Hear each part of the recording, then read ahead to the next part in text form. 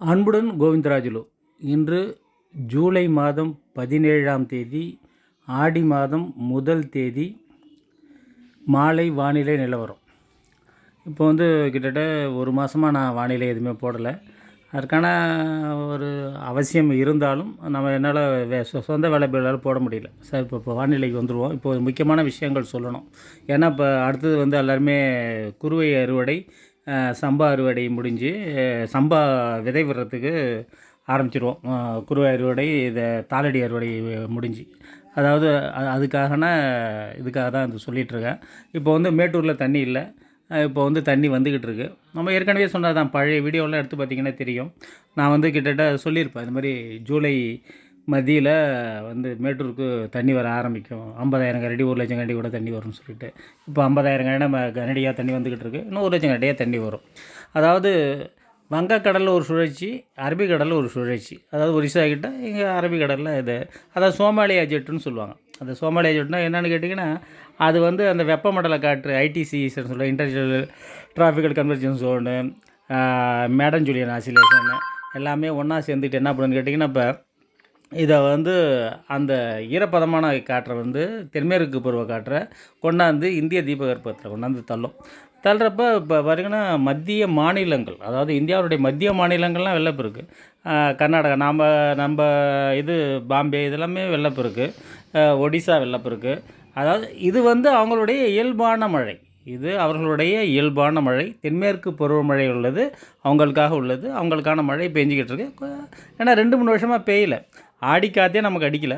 ஆடி காற்று இப்போ அடிக்குது. இதை நம்ம சொல்ல ஒரு பாட்டு கூட போடுவாங்க, ஆடியிலே காற்று அடித்தால் ஐப்பசியில் மழை பொழியும். இது பழமொழி. அதை ஐப்பசியில் நமக்கு, அதாவது வடகிழக்கு பருவமழை தான் நமக்கானது மழை. அதாவது டெல்டா மாவட்டங்களுக்கான மழை.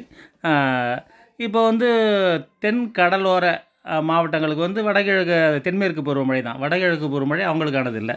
இப்போ அந்த மழை அவங்க அனுபவிச்சே தீரணும். என்ன, இந்த சோர்ஸை தான் அவங்க ஒரு வருஷத்துக்கு சேமித்து வைக்கணும். வடகிழக்கு பருவமழை அவ்வளோ தூரம்லாம் போய் பெஞ்சிடாது. தென்மேற்கு பருவமழை அவங்களுக்கான மழை, வடகிழக்கு பருவமழை நமக்கான மழை. ரைட்டுங்களா? இப்போ ஆனால் தென்மேற்கு பருவமழை இந்தியாவில் கிட்டத்தட்ட 70% மேலே தண்ணீர் பெறக்கூடிய, நீரை பெறக்கூடிய ஒரு மழை தென்மேற்கு பருவமழை தான். வடகிழக்கு பருவமழை கொஞ்சம் தான், 30% தான். ரைட்டுங்களா? இப்போ அதனால் தென்மேற்கு பருவமழை மிக முக்கியமானதாக கருதப்படுது. தென்மேற்கு பருவமழை பெஞ்சாதான் மேட்டூர் நொம்பும், பாக்கி அந்த அணைகள்லாம் நொம்பும். கிழக்க வர வர அது கடலை உடைந்து விழுந்துடும். ரைட்டு. இப்போ இப்போ பேஞ்சிட்ருக்கிற மழை கண்டிஷனை பார்த்திங்கன்னா, ஒரு நாளைக்கு 30 சென்டிமீட்டர்னு பெய்யுது. 30, 37 இப்போ பேஞ்சிக்கிட்டு இருக்குது. இதனால் இந்த மழை ஜாடா தண்ணி வர்றதுக்கு இந்த 20ஆம் தேதி வாக்கில் 1,00,000 கனடி மேட்டூரில் பெருக்கெடுத்து வரும். இது என்ன பண்ணும்?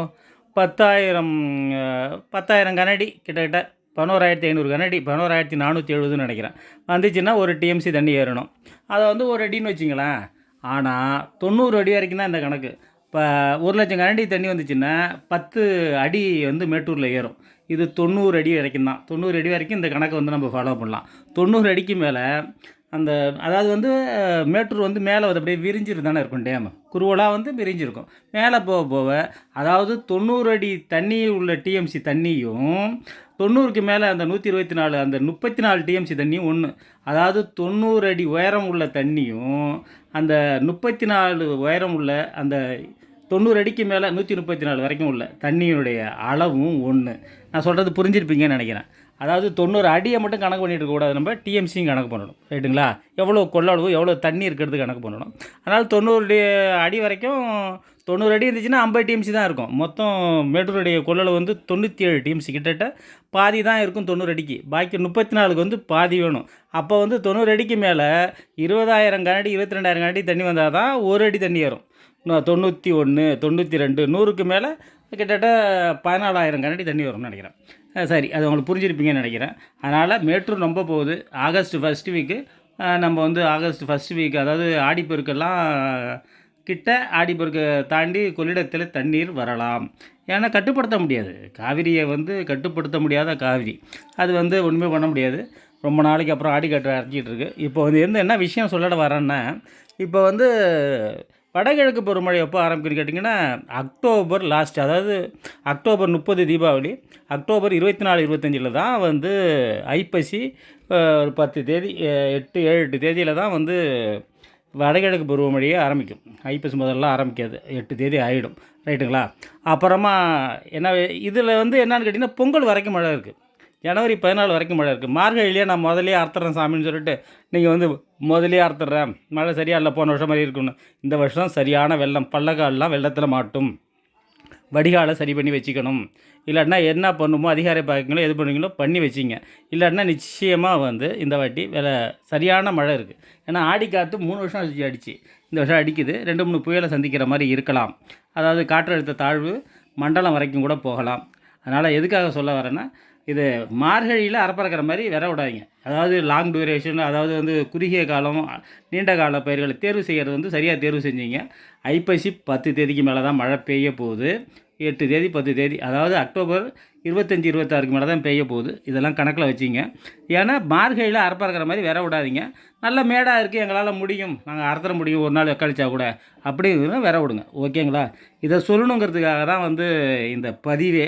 மேட்டூரில் தண்ணி வரப்போகுது, மேட்டூர் தண்ணி திறக்க போகிறாங்க, வாய்க்கால் தண்ணி வந்துடும், மழையும் பெய்யும். வாய்க்கால் தண்ணி வந்து என்னென்னா வெள்ளம் பூந்தடிக்கும், அவ்வளோதான். மழை பெஞ்சு வாய்க்காலில் தண்ணி விடனா மீன் பிடிக்கிறதுக்கு வரணும். சரி, அந்த விஷயம்லாம் வேண்டாம். இதை வந்து இதுதான் நடக்க போகுது. கொள்ளிடத்தில் தண்ணி போகும், நல்லா மண்ணெல்லாம். ரைட்டுங்களா? விஷயம் புரிஞ்சிருப்பீங்கன்னு நினைக்கிறேன். நான் சொல்ல வந்த விஷயமே இதுக்காக தான். அதாவது இந்த சோமாலியா ஜெட்டை வந்து இந்த அரபிக்கடல் சுழற்சி வந்து துரிதப்படுத்தி விட்டுருச்சு. வந்துட்டு நிறைய எங்கே பார்த்தாலும் நிலச்சரிவு. இது 2 வருஷமாக இல்லை, இந்த வருஷம் கொஞ்சம் கடுமையாக இருக்குது. இதுதான் வந்து எப்போதுமா உள்ள இயல்பான ஒரு நிலை. இது வந்து கொஞ்சம் இந்த வருஷம் தென்மேற்கு பருவமழை கொஞ்சம் அப்படி இப்படின்னு ஆரம்பத்தில் கொஞ்சம் ஆட்டம் காட்டிகிட்டு இருந்தாலும் இப்போ நல்லா மழை பெஞ்சிட்ருக்கு. நடுப்புற ஒரு பிரேக் இருக்கும் 22ஆம் தேதிக்கு மேலே. அதுக்கப்புறம் திருப்பி லாஸ்ட் அதாவது ஜூலை கடைசி வாரத்தில் கொஞ்சம் ஒரு பிக்கப் பண்ணி அதுக்கப்புறம் வந்து ஒரு எடுத்து நல்லா அக்டோபர் கடைசி, அக்டோபர் 15 வரைக்கும் 10 15 வரைக்குமே வந்து தென்மேற்கு பருவமழை இருக்குது. அதனால் அந்த நிலைமையை பார்த்துங்க எப்படி இருக்குன்னு சொல்லிட்டு. இப்போயே மேட்டூர் நம்ப போகுது. அதுக்கப்புறம் வேறு மழை தண்ணியில் என்ன கொள்ளிடம் தான், பூம்புகார் தான். ரைட்டு, புரிஞ்சிருப்பீங்கன்னு நினைக்கிறேன். இந்த வருஷம் வடகிழக்கு பருவமழை அதிகமாக பெய்ய போது மார்கழியில் அறுவடையை வச்சுக்காதீங்க. திரும்ப திரும்ப திரும்ப திரும்ப நான் சொல்கிறது அந்த விஷயந்தான். அதுக்கு தகுந்த மாதிரி விடுங்க. அறுவடை எங்களால் பண்ண முடியும், எங்களுக்கு பக்கத்துலேயே இருக்குது, ரோடு பக்கத்துலேயே இருக்குது, ஒரு நாள் கழிச்சா போது வடிகால் இருக்குது அப்படிங்கிறவங்க பண்ணுங்கள். விட்டுட்டு மாட்டிக்காதீங்க. அப்புறமா வந்து விவசாயி பாவம் அந்த கதைலாம் சொல்லி ஒரு பிரயோஜனமும் இல்லை. நாங்கள் ப்ரிகாஷன் சொல்லிட்டோம். ஏன்னா பழைய விடையெல்லாம் எடுத்து பாருங்கள், அதையே தான் இன்றைக்கும் சொல்லிக்கிட்டு இருக்கேன். சோமாலியா ஜெட்டு வந்து பருவ காற்று, ஐடிசிஎஸ் செட்டு, பேடன் ஜூலியன் அலிசினேஷனு எல்லாமே வந்துருச்சு. அதெல்லாம் வந்து இந்த வேர்ட்ஸ்லாம் சொல்லி உங்களை குழப்ப நான் விரும்பலை. அதனால் பருவமழைக்கு லானிடா வந்துருச்சு, நியூட்ரல் ஐஓடி, அடுத்தது வந்து நேட்டிவ் ஐடி வரப்போகுது. வந்துருச்சுன்னா கடுமையான மழை கொட்டி ஊற்றிடும். அதில் எந்த விதமான சந்தேகமும் இல்லை. புரிஞ்சிருப்பீங்கன்னு நினைக்கிறேன். நன்றி, வணக்கம்.